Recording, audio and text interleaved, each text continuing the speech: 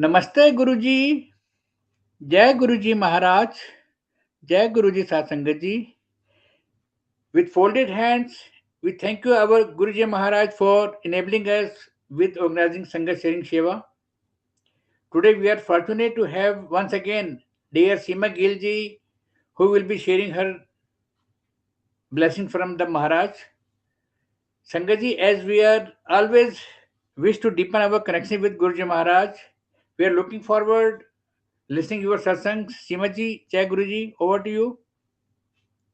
Jai Guruji Maharaj, Anantam Shukrana Maharaj, once again for this beautiful opportunity to sing your praises. Sangatji, Maharaj has blessed us all immensely. And today, while I share my satsang, I want to begin by expressing my gratitude, my thankfulness to Maharaj. Because as you all know, I've been enduring cancer and I've been going through my journey.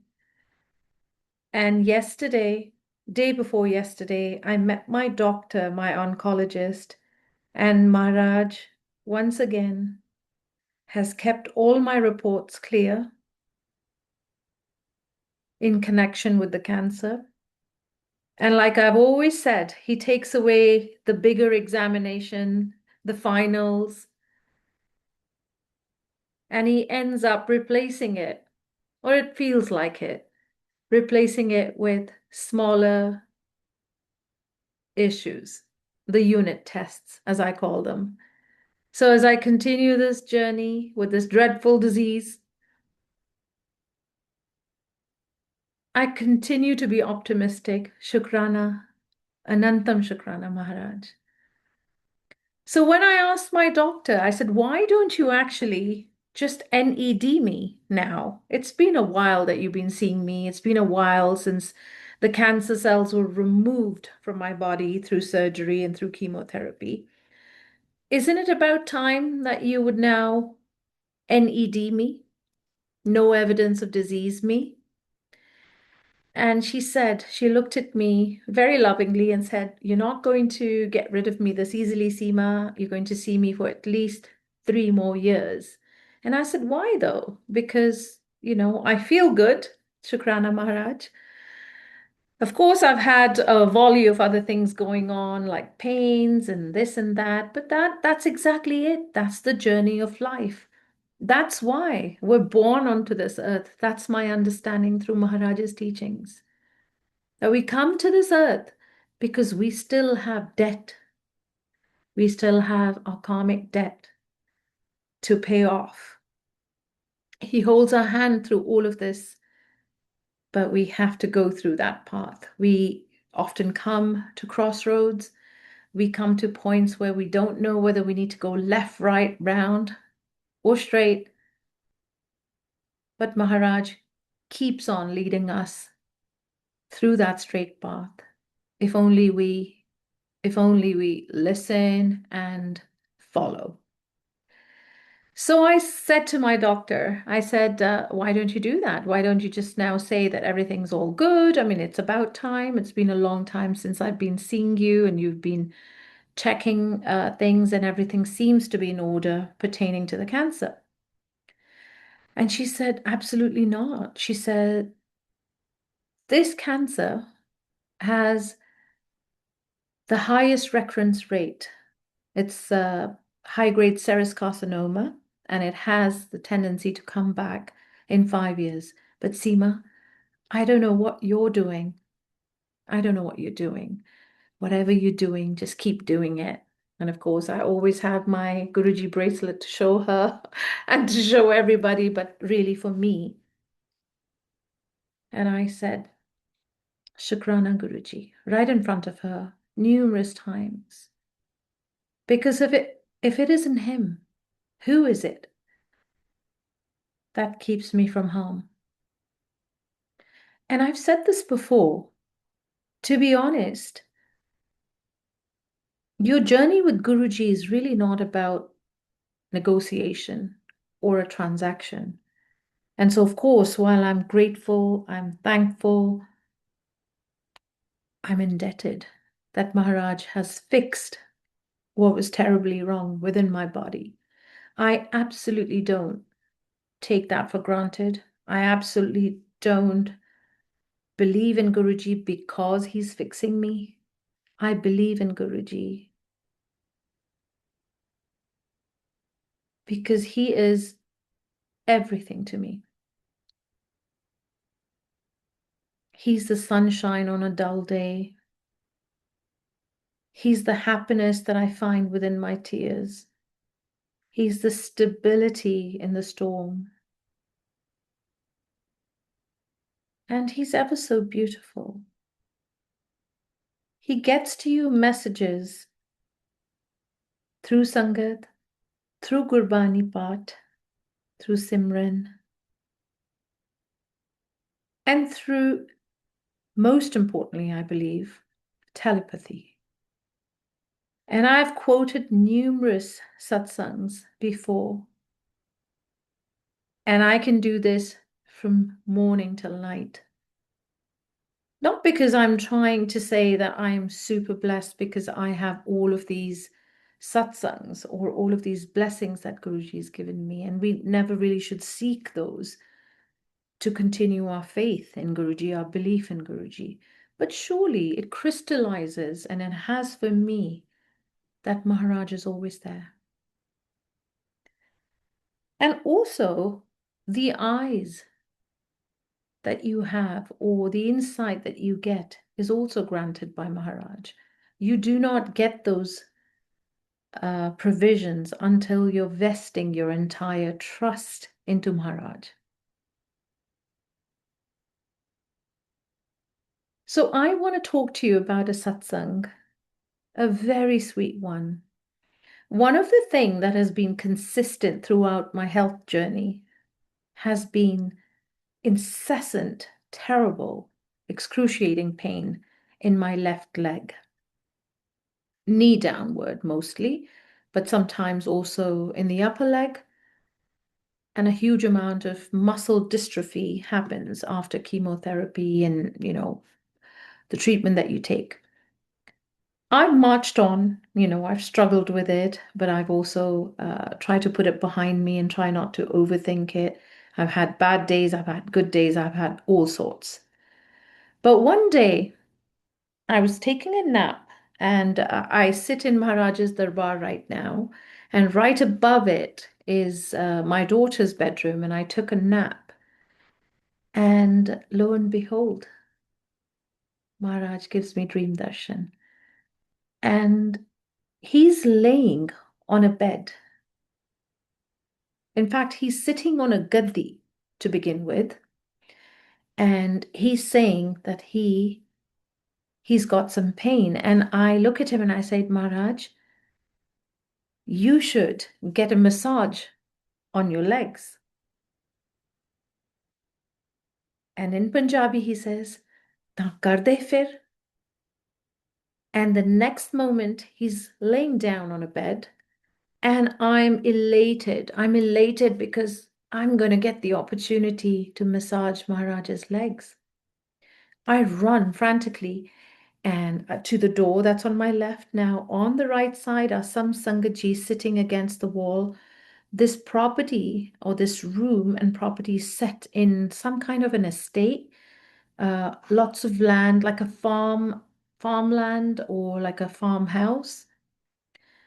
Anyway, I am looking at these Sangaji, some faces I recognize. Anyway, I run into the corridor. I take a left turn from the door and I come into this kitchen, which I've never seen before, but there's lots of cupboards there, like most kitchens have. And I open the cupboards and I look up and I see containers of ghee. I see cookies. I see all kinds of things in that cupboard. And then I open another cupboard and I see really huge, tall bottles with slim necks of different types of oils. And I'm in awe. I'm like, wow, there's so much choice here. But then I see a bottle of oil, and I cannot remember the name of it, a very unusual name beginning with C. And I'm like, I make the decision on the very spot that this is the one that I want to take from Maharaj. And I pick up that bottle and I run back and I start massaging. I completely start massaging Maharaj, and I'm guilty. I'm feeling guilty in a way. Because I look at all of the Sangat there and I'm thinking, I have my back towards them now because I'm massaging what would be Maharaj's left leg. Look at the coincidence. And I look at all of the Sangat there and the ones that I recognize, and I'm like, they must be thinking, why has Maharaj given Seema this seva? You know? But Maharaj is so kind, I'm sure he's going to give everybody seva. And I'm sort of just getting started there, and I hear my name several times, Seema, Seema, Seema. And of course, little did I know that I was in a dream darshan. I wake up and my husband walks into the room, and I pound at his chest almost to say, why did you wake me up? Maharaj was giving me dream darshan. And I was so sort of sad that that dream darshan had ended so abruptly, and I don't know what else Maharaj would have said to me, or told me, or done, or I would have done. Meanwhile, my husband says, you know what I just saw? That you and I are on a beach. We're both wearing trainers on our feet and we're walking. And he says, I mean, look at the coincidence of this. The message that Maharaj had to crystallize was that my husband says, I see that you and I are on a beach. We both got trainers on and we're walking. And I said, isn't it bizarre that the dream darshan I just had was about massaging the leg? So I am certain that Maharaj was indicating that both massage and exercise is going to continue to make you better.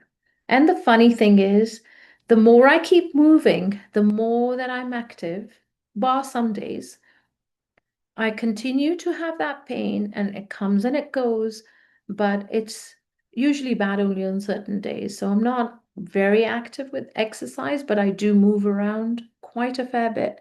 And I find that that paired with massage, so I have a masseuse that'll take care of my legs and the massage aspect of things.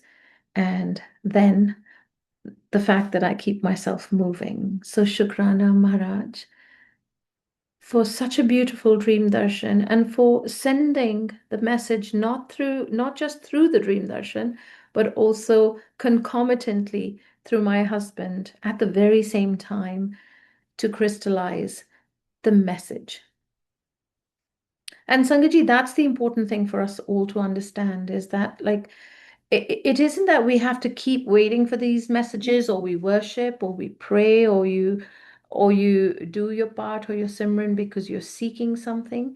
But clarity always comes through Shabad Gurbani, as Maharaj always said, and as so many old Sangat share in their satsangs, that um, listening to the Gurbani, listening to Shabads will always bring clarity through the course of the satsang, if you really intently sit there listening with complete purity.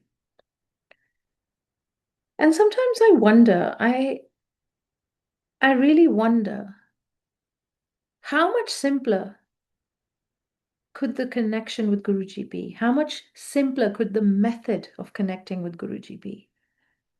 It really truly is so, so simple and so easy to do. The wheel isn't reinvented. Maharaj hardly did any pravachan. He, as I've understood from listening to satsangs, he only spoke to Sangatji on a one-on-one basis, or maybe in a small group, to bring forward the teachings that are already written in the Shri Guru Granth Sahib Ji. He kept us away from believing in things that didn't actually serve a purpose, like astrology or wearing, uh, you know, stones and all sorts of things. He told us to be fearless. He told us to not fear God, but to love God. Simple and beautiful teachings that really help us actually go inwards, within, not without.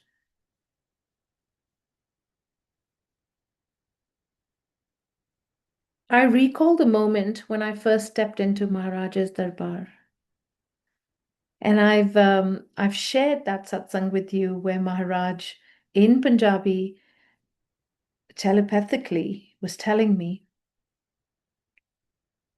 that, it doesn't matter that you have no hair.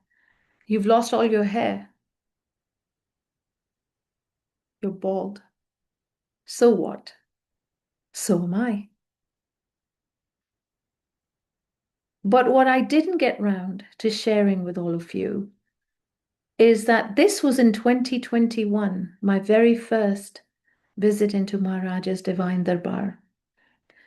But in 2018, when I was very distraught, because 4/5 of my family was away from me, I was alone, and my husband and 3 children were away from me.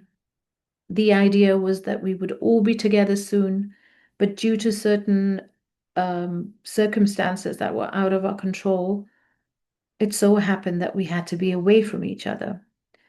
That was a grueling time. It was mentally, physically grueling for me, and I was restless. Not long after they left, I'd also lost my mother. She'd been ill, and it was expected that her health was failing. But it doesn't matter. It doesn't matter how much you prepare yourself for the loss of a loved one, because that's what the doctors tell you. It's deteriorating, the conditions are getting worse, and it's a chronic disease. It's eventually going to claim her life. You just can never be ready to lose your parent or any loved one for that matter. But I was distraught, and my mum, as I've said before, was a really, really relentless Shiv Bhakt. And weeks before she'd passed on, she told me that Shivji Maharaj was the biggest God, and that I should read a couple of books about him that describe him even more. So my journey in searching for my Isht, my God, began truly at that time. All my life, I'd been a spiritual nomad. I was exactly that Sangat of Maharaj that had a lot of Kintu Parantu, a lot of if, buts, why, when, how.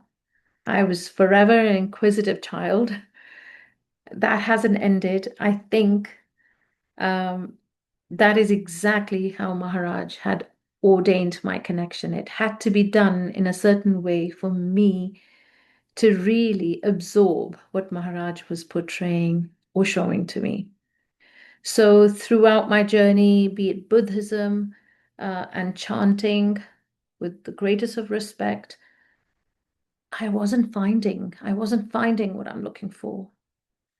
Um, because Shivji was so closely affiliated to our life, because all our lives growing up, we'd seen Mum consistently, diligently praying to Lord Shiva, that it was second nature for me to try and find out more.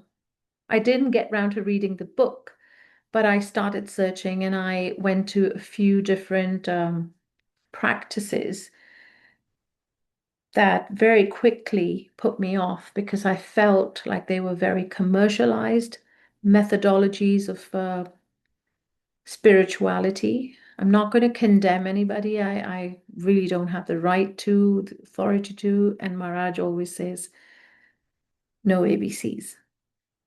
But I was very quick to understand that that wasn't going to take me to God, not the way I wanted. I wanted this inner surge of love, energy, and want for my God, for my Shivji. And it wasn't happening through these spiritual practices that I had thought will bring me closer to God. It just wasn't happening. I tried another couple of methodologies, meeting people and such, and nothing happened. Then one fine day in 2018, so this is backtracking from when I went to the first satsang, and a friend of my daughter's, um, the mother of my daughter's friend, I should say, came home, and she knew that the children weren't here and my husband wasn't here, and she started talking to me, wanted to just get to spend a little bit more time with me, tell me about her new business and so on and such. And I was telling her, I said, I feel so lonely. I feel like my children are not here. It's a really hard time for me. I don't know what I should be doing. And I told her how distraught I was. And very quickly she told me to, she says, why don't you chant Om Namah Shivaya Shivji Sada Sahai, Om Namah Shivaya Guruji Sada Sahai. And I said, what is that? And then she began to tell me about Guruji Maharaj very briefly. And I know that pretty much as she was talking, I was busy trying to find that mantra jap on my phone. I looked down at my phone. As soon as I typed that in, I found a couple of Facebook groups, perhaps with the same name. And I joined. I categorically remember pressing those buttons to join, and I joined those two groups or three or whatever, how many ever they were, but there was definitely two. And I quickly joined those groups, and there was no further conversation about this that day. But shortly after I joined, and from the next day, I would say, I started to get messages pertaining to this gap in the family and the family being away, very specific messages like, don't worry about your children, everything's going to be good very soon. And I'm like, how is this even possible? And obviously you get drawn and sucked into that because you think it's pertaining to you. And it truly was pertaining to my condition and situation at the time. So life went on, and every single day, I was getting messages that were so synonymous with my situation at the time that it was hard to ignore those. And then, exactly as Maharaj says, the mind steps in, the intelligent mind that doesn't believe any of this. And that's exactly what happened to me. My if, buts, whys all crawled back.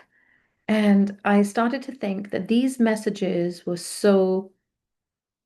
they were just so generic that they would fit into most people's life. Most people have children, most people have situations, and therefore I I don't attach to these messages anymore. And I'm not sure if I left the groups. I've never really looked back, but it's it was clear that I wasn't attaching to that anymore because it suddenly just felt like it was all um, some kind of like a generic system floating around. And that was my very first introduction that Maharaj had granted me.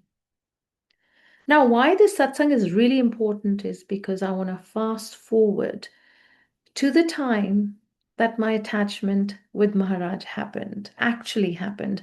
So all of 2021, 2021 is the first satsang that I actually attended in a very sort of intimate setting of less than 20 Sangaji, or 20 Sangaji exactly, because that's all that was allowed for in-home visits.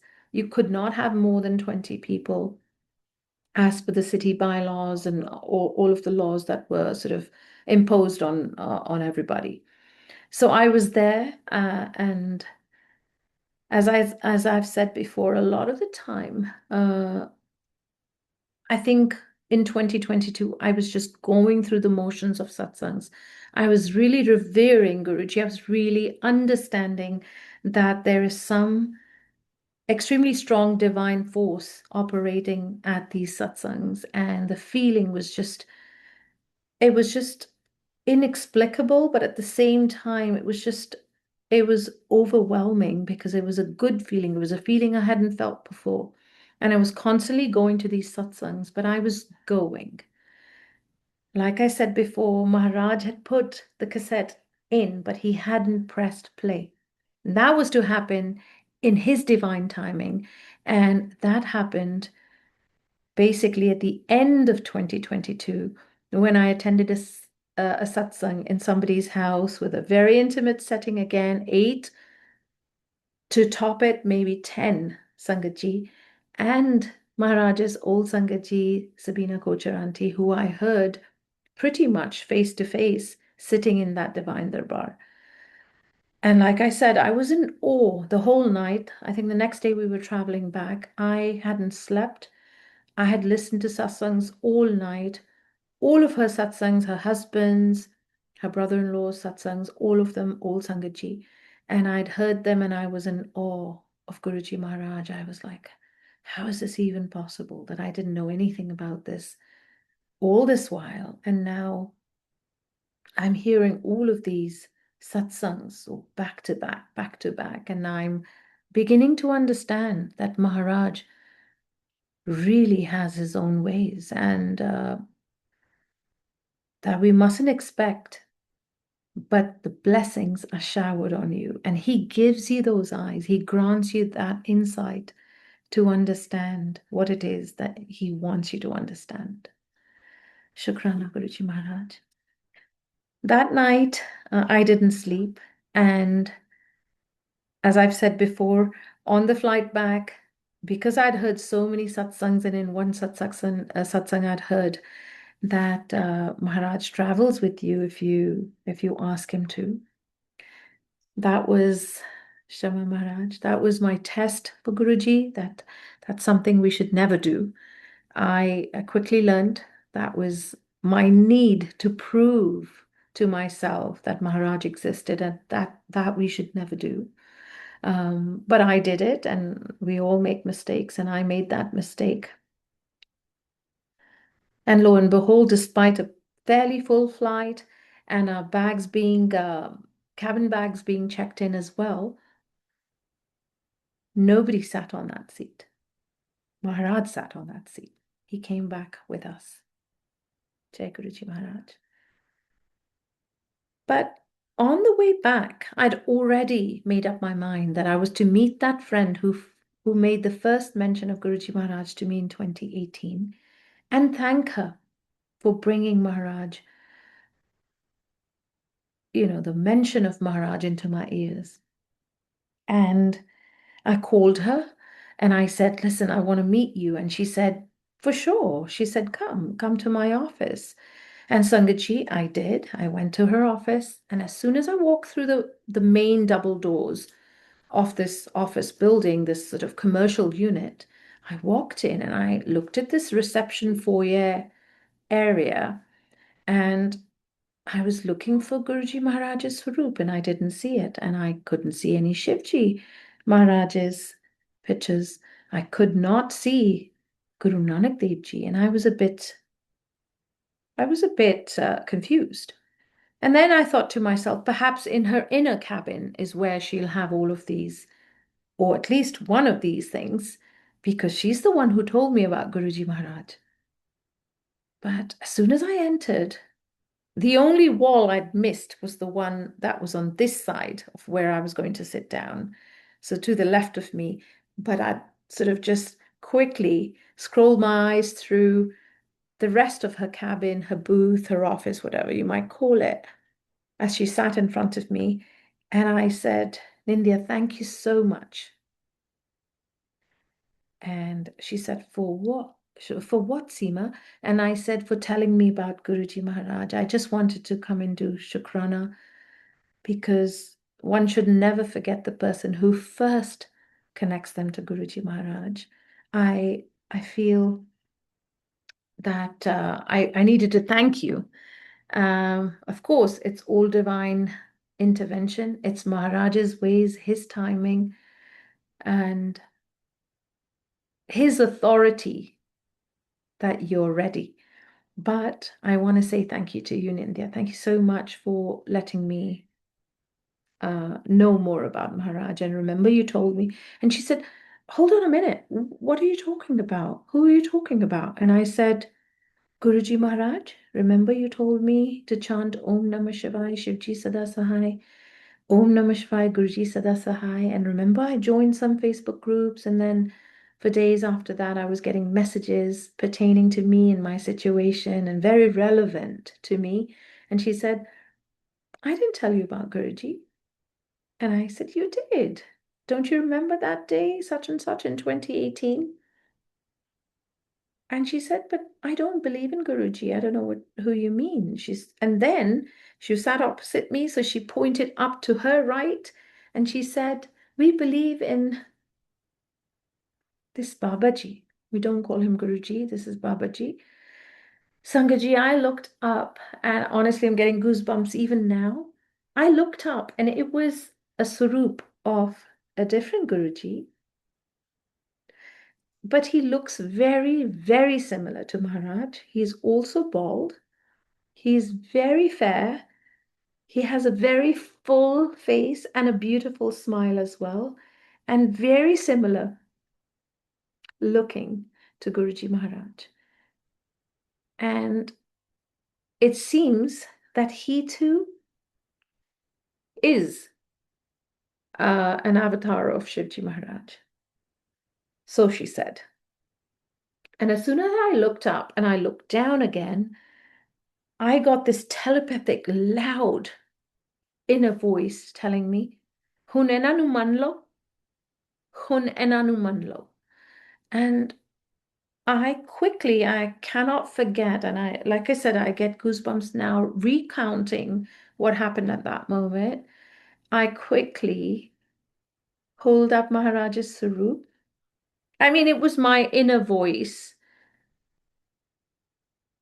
and actually Guruji's inner voice in my heart, his voice in my inner being, my soul, telling me, crystallizing, authorizing, ordaining that Maharaj was to be in my life forever and a day.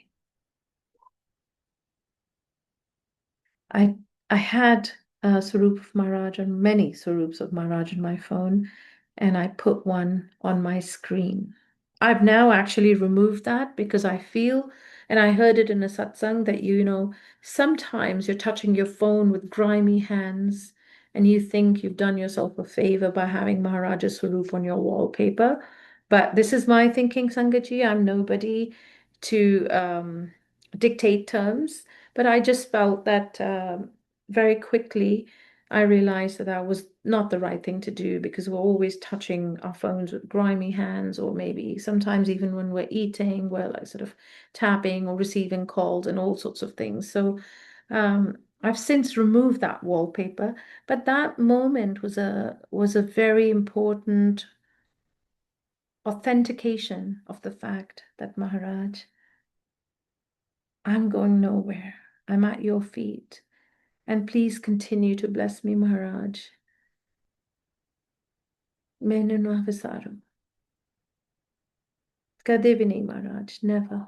Please keep on educating me, keep on showering your blessings, the light on our path to be able to continue walking in the direction that you want. It's really hard, Maharaj, because there's all kinds of storms, thunderstorms, rainstorms, confusions, worries, tribulations that we walk through on a daily basis. Things happen. We question.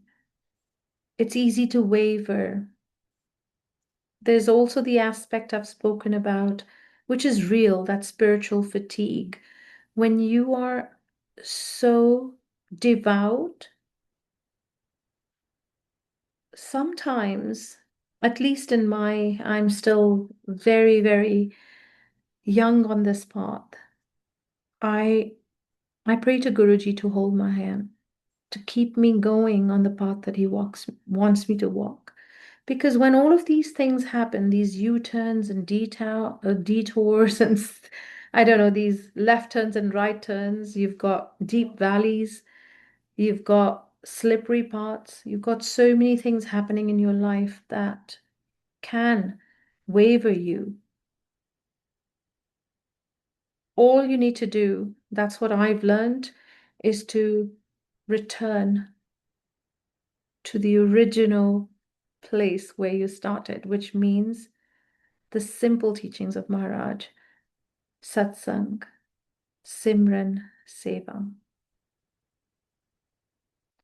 Huge pillars of your success in your journey towards Maharaj, or with Maharaj, because he's always with us. He's always with us.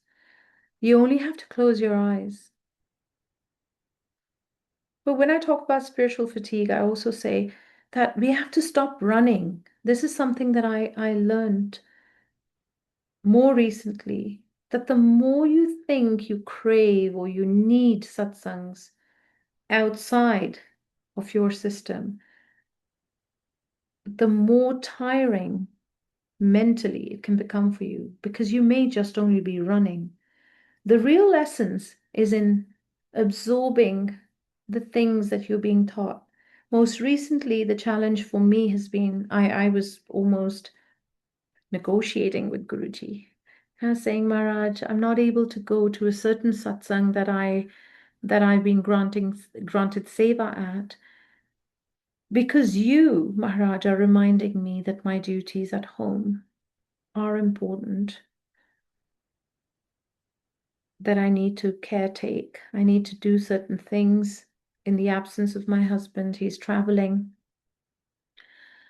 But there was this dilemma in my head. There was this constant discussion in my head about, well, I have seva, even though when I had committed and when Maharaj had granted me this seva, it was on an intermittent basis. It was voluntarily, as and when. It was never a crystallized, firm seva.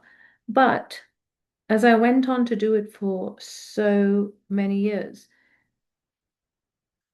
I was not able to fulfill that, and that was bothering me inside. But Maharaj has clarified since on several occasions, in several ways, through Sangatji, through messages, through telepathy, that this is the right path that I'm taking, to choose the things that I need to do at home with my family will always take precedence over anything else, because like Maharaj quoted in a satsang, during a satsang, to a lady that was there who had left her mother-in-law at home hungry and was there in front of Guruji and was not taking agya, was not leaving, and Guruji quickly told her to leave. And there was no sense in her actually being in the darbar or at a satsang, if her house duties and the duties that daughter-in-law must commit to, if they weren't done, it was meaningless to run to a satsang just to maybe please the world or your own self or Guruji for that matter, because that displeases him. So he's always watching. If you're cognizant of the fact that Maharaj is always there, which he is, you're going to always do right. You're always going to do the right thing, because you're going to close your eyes and you're going to analyze what it is that you're doing. Are you just running? Are you running to please? Who are you pleasing? And I've said this before, and I'm going to say it again as I see it more and more. Of course, we all love Guruji so much, and there's no harm in going all goo goo gaga over decorating, over the magnitude of food that we serve at satsangs. All of that's good, but let's return to the beginning. Let's return to the simplicity of a satsang. The real, true satsang is where Sangat can really be quiet and still, sthir, and really connect. Now, there's a lot of debate about, and I don't get into a meditative state because I am also observant. Sometimes I'm looking, sometimes I'm in a trance. It's different every time. I see some people that don't move from the beginning to the end. Glory be to them. It's beautiful. Maharaj is really connected with them. I mean, they sit still. I've seen that. Clearly, I'm distracted at that time. But what I'm trying to say is that just to be able to soak it all in, there's really nothing else needed. Just a playlist full of Maharaj's prescribed shabads, a clean, comfortable space for Sangaji to sit, meaningful seva without too much noise. It's not always possible. I falter there as well. And simple langar prasad. There are a lot of theories floating around. I've noticed recently as well that systems are being changed because Sangaji affiliate to what they hear through old Sangaji, and I get that. There is a lot of variation in how snack prasad is served, at what time it's served, if it's only tea prasad that's served. It's not my place to say, do this and don't do that. But my request and my understanding is that it should just be simple. There's no need to have an elaborate langar with 3, 4 dishes and 2, 3 sweet dishes from beginning to end. Maharaj served the Kara Prasad, and a beautiful old Sangatji just reiterated that from Maharaj's time, that before the Langar Prasad, at any point, Kara Prasad was served by Maharaj, but not right at the beginning of the satsang, but Maharaj would serve the Kara Prasad before Langar. And if that is the methodology that some of us follow, there's no harm in it. Because some old Sangaji who has experienced it during satsangs with Maharaj has said it. And I understand that. But the idea is the Langar Prasad should be simple. Snack Prasad, if you are serving snacks, should be simple. There's a theory and train of thought that there is no snack prasad to be served at all, just chai prasad. Some Sangaji I know follow that too. I think in the communities that you're doing your satsangs, you're going to have a generic system that's being followed. And let's keep it minimalistic and simple, because it just helps Sangaji to connect better with the least amount of distractions. So, just look at your system of doing the satsang and follow it that way. Decorations, it's beautiful to enter divine darbars with a lot of decoration and stuff. And people do. I admire things as well, but that does sometimes keep you distracted. So, Sangaji, with the greatest of respect, my request is let's try to tell more and more Sangaji about Guruji Maharaj, and then just leave it to Guruji. Our job is done. Where our job continues is when there is new Sangaji coming to your satsangs, please do share the decorum with them, because overall it's important that the noise levels are controlled. There's no talking, no use of phones. Ideally, if children are coming, this was an important observation one Sangaji made, again, old Sangaji, that, in India, perhaps, in India, it's quite it's quite possible to leave children with other members of the family because there's joint families there and so on. But perhaps in Western countries, it's harder because there are more nuclear families, younger families. So children may accompany their parents during a satsang. So perhaps, if possible, make a provision. I was recently at a satsang and there were some children there, and they were, I can easily say, the best behaved children I've seen in a very long while in a satsang. Didn't hear them at all. They were just busy coloring and being quiet and taking in the good vibrations of Gurbani. So kudos to those parents as well and the grandparents that had brought those children and others. And really, if we can just follow those methodologies that actually help, that when we're spending 2 hours at Guruji Maharaj's feet, that they should be completely, like almost with blinkers, just looking at Guruji, only listening to Guruji and his words. So Shukrana, Anantam Shukrana. Hopefully, Maharaj will forgive me for anything that I've said out of order. Shukrana, Maharaj, for being there for me, for constantly reminding me that you're realigning my path. You're teaching me.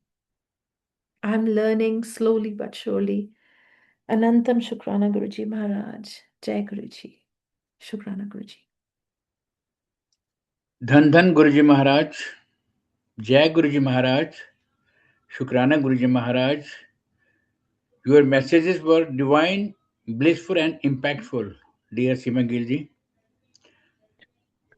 Thanks a lot for sharing your experiences and journey with Guruji Maharaj. We are looking forward hearing your blissful journey in the days to come. Sangaji, now we will be taking Agya from Guruji Maharaj. Jai Guruji, Shukrana Guruji.